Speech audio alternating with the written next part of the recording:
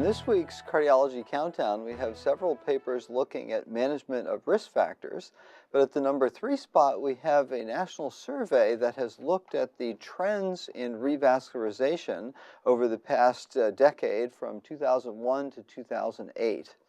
There were data collected from in-hospital practice within the Healthcare Cost and Utilization Project that found overall a 15% decrease in the number of CABGs performed, but a steady rate in the use of PCI.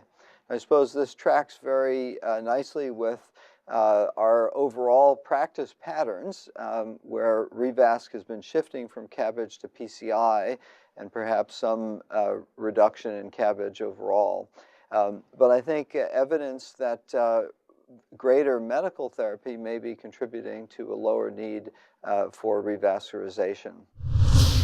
At the number 2 spot, we have a very interesting paper in Circulation that looked at the novel and not yet approved in the United States approach of doing bilateral renal artery denervation. And this is a procedure targeting resistant hypertension. There was some data at last year's AHA on this. This is a study of about 50 patients, 2/3 of whom got the bilateral catheter ablation and 13 control patients. They saw a very striking reduction in blood pressure, about 30-point systolic and 10-point diastolic reduction in blood pressure. But this paper focused on improvements in insulin resistance and cardiometabolic changes. And so they found that glucose fell from 118 to 108, a highly significant difference. Insulin levels and C-peptide levels all decreased over just a 1 to 3 month time period.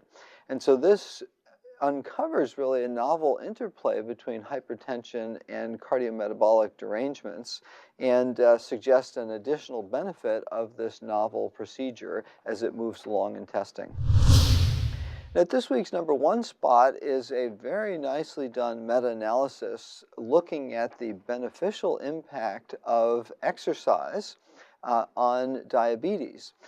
And they looked at overall 47 randomized controlled trials of exercise of different types on glycemic control using hemoglobin A1C as the metric. And this is a continuous measure. It was very powerful to look at a total of 8,500 patients in these 47 studies.